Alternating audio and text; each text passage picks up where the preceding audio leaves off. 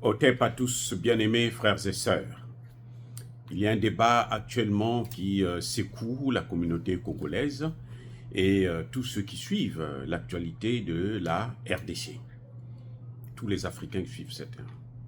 Alors, qu'est-ce qui s'est passé? C'est que la grande star, l'icône de la musique congolaise, Koffi Olomidé, a été interviewé par un journaliste congolais, Jesse Kawasele.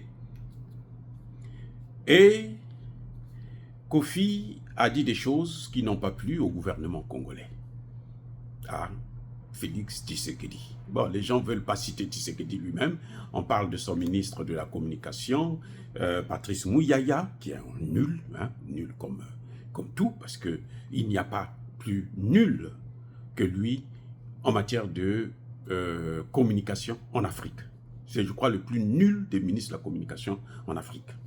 Bref, et je dois vous dire, j'ai toujours critiqué Koffi Olomidé. Je l'ai critiqué à beaucoup d'occasions. Mais, depuis un certain temps, on constate que nos critiques sont allées dans son cœur et il est en train de changer. Et là, il a fait un pas exceptionnel que je soutiens. Je dis encore, je soutiens Koffi Olomidé. Et s'il faut qu'il aille en justice, qu'on puisse payer les avocats pour lui, j'apporterai ma modeste contribution, qu'on le veuille ou non, parce que je le soutiens, là, sur toute la ligne. Je soutiens ce pauvre journaliste qui a fait son travail et que l'on a réprimandé sévèrement pour avoir fait rien que son travail. Alors, dans le fond, il s'agit de quoi? Koffi Olomidé, je résume en grosso modo, Koffi Olomidé a expliqué au peuple congolais de la RDC et à la jeunesse africaine et à ses fans plutôt, que le Congo n'est pas en guerre. Vrai ou faux? On va le voir. Et il explique. Parce que les journalistes disent, mais attends, comment tu vas dire que le Congo n'est pas en guerre alors qu'on est attaqué, les Rwandais ont occupé pratiquement l'Est de la RDC, et tu dis que le Congo n'est pas en guerre? Il dit oui, le Congo n'est pas en guerre. Parce qu'un pays qui est en guerre, c'est un pays où on vous attaque, vous ripostez. Où vous attaquez, les autres ripostent. C'est ça la guerre. On lance des obus chez vous, vous dites nous on respecte le cessez-le-feu. Est-ce que vous êtes en guerre? Non, vous n'êtes pas en guerre. C'est ce que Koffi Olomidé a dit. Koffi Olomidé dit, mais à l'Est là, on n'est pas en guerre. Parce que si on était en guerre, quand les Rwandais rentrent à Kanyabayongo, nous on va occuper une ville aussi au Rwanda. Où on va bombarder la base militaire rwandaise qui se trouve à Kigali. On envoie des obus qui traversent la frontière. Là, nous sommes en guerre. Et il a pris l'exemple de l'Ukraine. Vous voyez en Ukraine? Mais la Russie tire des obus, l'Ukraine aussi tire ses obus. C'est ça la guerre. La guerre, c'est un affrontement. C'est ce que Koffi Olomidé a dit. Bon alors, question. Est-ce que Koffi Olomidé a raison? Oui ou non? Mais oui! Sur toute la ligne, il a raison. Il dit la vérité. Parce que Tshisekedi se cache derrière les paroles d'un bandit. Je pense que ça doit être même un drogué, Anthony Blinken. Regardez ses yeux, vous allez voir que ses yeux sont toujours rouges. Parce qu'il doit être dans un état pas très normal. Oui, Tshisekedi, dès que Anthony Blinken dit, non, ouais, écoute, cessez le feu, il se tait. Il demande à ses militaires, aux militaires congolais, non, arrêtez, ne combattez plus, retirez-vous. Laissez les Rwandais tranquilles. Ils sont chez eux. C'est la communauté rwandaise. Il ne faut pas la toucher. Ce sont des Tutsis congolais. Je ne sais pas où est-ce que Tshisekedi est allé apprendre cette histoire-là. Ça n'existe pas, Tutsi congolais. Ou tout congolais. Ça n'existe pas. Écoutez bien. Il n'y a pas ni Tutsi, ni Hutu congolais. Ce que Tshisekedi est en train de dire là, c'est un délire présidentiel. Et oui, c'est un délire. C'est une hystérie. Ce n'est pas normal. Bref, on revient au sujet. Alors, Tshisekedi nous a fait croire, Anthony Blinken lui a dit qu'il faut un cessez-le-feu, comme ça on va faire passer la nourriture, les services humanitaires. L'aide humanitaire doit venir, aller dans ces zones-là.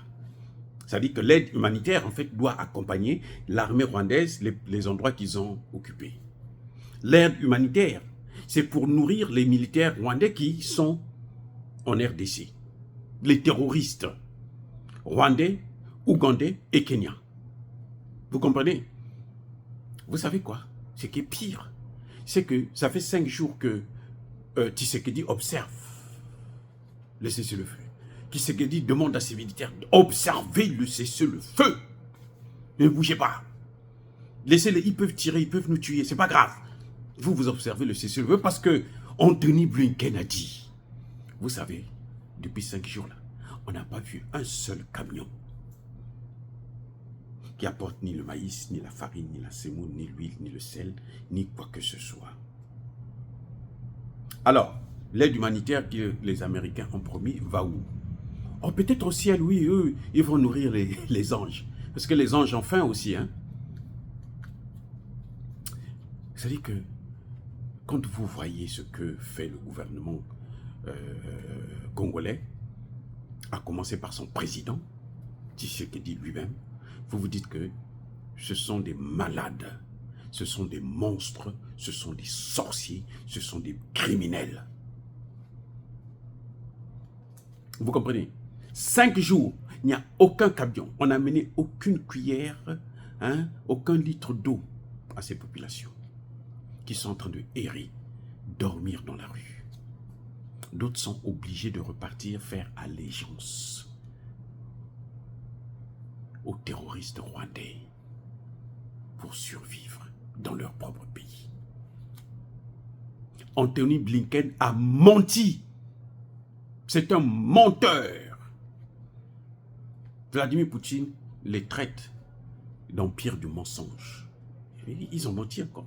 C'est pas la première fois qu'ils mentent comme ça. C'est pas la première fois qu'ils continuent de mentir. Et Tshisekedi, c'est pas la première fois qu'il tombe dans le piège. Enfin, il ne tombe pas dans le piège, en fait. C'est pour lui, c'est une raison pour l'aider. Les Américains l'aident à manipuler la population congolaise. Et c'est ce que Koffi Olomide a dit. Koffi Olomide a dit, ce sont eux qui nous attaquent. Ils nous agressent. Ils nous tuent. Mais nous, on ne riposte pas. Donc, on n'est pas en guerre. C'est ce que Koffi Olomide a dit. En gros, c'est ça la thèse de Koffi Olomide. Et une thèse que moi, je répète encore, que je soutiens à 100%. Et je suis prêt à contribuer pour les avocats qu'il va prendre, parce qu'il est convoqué là. Et vous savez quoi? Le pauvre journaliste qu'il a interviewé, il a été radié de ses fonctions. Radiation à vie. Il ne pourra plus jamais travailler pour la télévision congolaise. Parce qu'il a interviewé Koffi Olomide, qui a dit la vérité. Et pire, écoutez bien, ce que Koffi Olomide a dit là, c'est ce que les Congolais observent. Il n'y a pas un Congolais sérieux qui ne voit pas que les Rwandais agressent, les Congolais ne ripostent pas. Il n'y a pas un Congolais, il n'y a pas un Africain sérieux qui me suit. Parce que moi, je suis du Congo-Brazzaville. Ça m'intéresse parce que je suis d'abord du Congo-Brazzaville, ça c'est un fait, je suis docteur en sciences politiques, c'est un autre fait, mais aussi parce que, historiquement parlant, le Congo qui s'écrivait avec K, c'était l'Angola, le Congo-Kinshasa et le Congo-Brazzaville, une partie du Gabon et même du Cameroun. C'est ça qu'on appelait le Congo avec K. Donc c'est selon, par rapport à cette histoire, que je m'implique.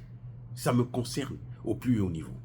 Un autre élément, c'est que la guerre du Congo, la situation, l'instabilité qu'il y a au Congo, c'est une instabilité qui affecte l'ensemble de l'Afrique centrale et même du continent africain.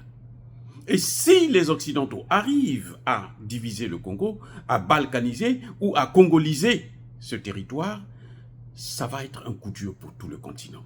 Bref, je dis, Kofi Olomide n'a rien dit de nouveau. Ce qu'il a dit là, c'est tout ce que les gens disent dans les maisons, dans les quartiers, dans la rue. Tout le monde sait que Tshisekedi, c'est une couille molle. C'est un homme qui n'a pas de couilles. Oui, il n'en a pas. C'est un homme qui baisse la culotte au premier venu. Américain surtout et européen. Tshisekedi que vous voyez. Mais c'est ce que les gens voient. C'est-à-dire qu'on n'invente rien, en nous voyant, ça est ça sous nos yeux.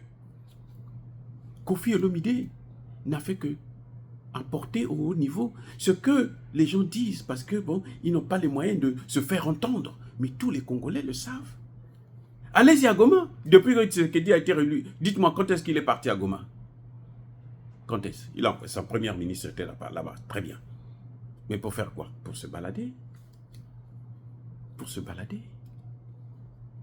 Donc, Kofi Olomide ne fait que dire que la situation de la RDC, en fait, il accuse le gouvernement, il accuse l'armée congolaise. Et moi, je vous ai déjà dit ça à plusieurs reprises, que c'est Tshisekedi lui-même qui est à l'origine de cette situation, parce que Tshisekedi ne répond pas aux problèmes qui sont posés. Tshisekedi est incapable d'assurer la sécurité des Congolais. Tshisekedi est agressé et il est incapable de riposter. Tshisekedi est incompétent parce que Tshisekedi est... Mais alors, il n'est pas capable de prendre une décision courageuse, celle de changer de partenaire, parce que les premiers ont échoué. C'est ce que dit Kofi Olomide. Et Kofi Olomide a raison sur toute la ligne, à 100%. Donc voilà, bien aimés frères et sœurs, la situation qui est en train de faire couler de l'encre actuellement en RDC. Je tenais quand même à vous informer et à le dire. Encore une fois de plus, je répète, je soutiens, pour une fois, je soutiens Kofi Olomide sur toute la ligne. Là, je dis bravo, grand frère. Oui, je dis bravo. Je ne suis pas un fan de la musique, j'écoute la musique de temps en temps quand je veux me distraire, hein, c'est pareil pour le foot, mais sinon je ne suis pas un fan, un adepte. Mais je les suis parce que ce sont des icônes de la musique congolaise, ce sont je dis bien des icônes parce que bon, beaucoup sont partis, comme les Papa Wemba, les Ménéa Kester, les Franco, ainsi de suite, les Taboulé, tout ce monde-là, ce sont c'est là, hein, nous les suivons, mais en tout cas, cette fois-ci, là, il a fait la politique. C'est la bonne. Je vous rappelle aussi qu'il n'y a pas longtemps, en 2022, Kofi Olomide a été invité au Rwanda pour aller présenter un concert. Il a décliné l'offre. Il a dit, je ne peux pas aller chanter pour des gens qui sont en train d'attaquer mon pays et tuer mon peuple. Vous voyez ce que Kofi Olomide a fait. Il y a même un jeune, l'un des plus jeunes d'ailleurs dans ce domaine-là, Innocent Bi, qui a construit des maisons dans l'Est là, pour distribuer à la population. Il a construit des maisons avec son argent. Ce que le gouvernement congolais n'arrive pas à faire. Alors que les députés sont payés à plus de 30 000 $ américains par mois. Le président lui-même, il se la coule douce. Il dort sur les dollars. Et ils sont incapables de faire ce que un seul chanteur congolais a pu faire. Donc, il faut reconnaître ça. En 2022, ils avaient tous refusé d'aller chanter au Rwanda. Maître Gims, Fally Ipupa, je les ai toujours critiqués. Je ne me cache pas. Hein. Mais sur les actes, quand ils font bien, l'honnêteté intellectuelle oblige à ce que nous puissions reconnaître que là, nos frères ont fait un bon travail et qu'on les encourage pour continuer. Parce que le combat que le Congo est en train de mener, ce n'est pas un combat d'une seule personne. Ce n'est pas un combat que des hommes politiques. C'est un combat pour tous les Congolais parce que C'est l'avenir du Congo qui est en jeu. C'est un combat pour le continent africain tout entier, parce que c'est l'avenir de tout un continent qui est en jeu là-bas. Bien-aimés frères et sœurs, on ne peut pas acclamer Koffi Olomidé quand il chante en faveur de Tshisekedi pour qu'il puisse être réélu, et maintenant parce qu'il dit que notre armée est défaillante. Je vous ai dit, au moment où nous parlons, les Ouazalendo n'ont jamais baissé les armes. Hein? Non, non, non, non. À Kirumba, ils ont intervenu. Ils ont liquidé tous les Rwandais qui étaient là-bas. Au point où, depuis hier, j'allais dire, eh ben, les combats ont repris à Kanyabayongo. Les Rwandais vont de maison en maison pour agresser parce qu'ils se disent que les Ouazalendo sont parmi la population et il faut chercher à les avoir. Et quand c'est comme ça, vous savez ce qu'ils font? Mais ils violent et ils tuent. Et le gouvernement congolais est en train d'observer le cessez-le-feu. Et le gouvernement congolais, Tshisekedi, organise une task force, une réunion de sécurité d'urgence. Et il fait passer ça partout pour que tout le monde écoute, qu'il sache que non. Lui, il est en train de réfléchir. Ça fait 5 jours qu'il ne fait que réfléchir. Ça fait 2 semaines qu'il ne fait que réfléchir. Ça fait 6 ans qu'il réfléchit. Vous voyez comment il est limité par l'intelligence. Et quand on va dire qu'il est bête, vous allez nous dire, non, toi tu insultes le président. Non. Il est incapable de régler les problèmes du Congo, notamment en ce qui concerne la sécurité. Vous savez, l'économie, dont il dit, on a l'économie, les sociales, il n'y a rien qui se fait. Tout ce que vous voyez, ce sont des simagrées. Et croyez-moi, quand les Rwandais vont prendre l'Est là, ils vont venir à Kinshasa. Leur objectif, là, c'est Kinshasa. Ce n'est pas pour rien qu'ils sont allés au Congo. Ils veulent aller au Congo-Brazzaville. Ils s'installent au Congo-Brazzaville, c'est pourquoi? C'est pour Kinshasa. C'est d'abord pour Kinshasa. C'est vrai qu'ils vont faire du Congo-Brazzaville une bouchée. Mais d'abord, c'est Kinshasa. Et on va voir où est-ce que ces députés-là, ces putains de sénateurs-là, vont aller siéger. En tout cas, Koffi Olomidé, bravo, bravo, bravo. Que Dieu te bénisse pour ça. Le combat là, c'est notre combat. Et je suis très content de savoir que vous rentrez dans le combat maintenant. Dire cela, c'est inciter à la haine ou à la violence. Non, il y a ma colère. Yamalembe, encore une fois de plus, bien-aimés frères et sœurs, je persiste et je signe. Soyez bénis, soyez abondamment bénis par le Dieu des Kémites et par nos ancêtres angélisés. Mais que tous ceux qui persécutent le continent africain le pillent et le déstabilisent, qu'ils soient noirs, blancs, chinois, arabes, juifs, indiens, qui qu'ils soient punis, maudits, foudroyés, neutralisés, écrasés, effacés par le Dieu des Kémites et par nos ancêtres angélisés. Vive l'Afrique éternelle, j'ai dit et j'assume.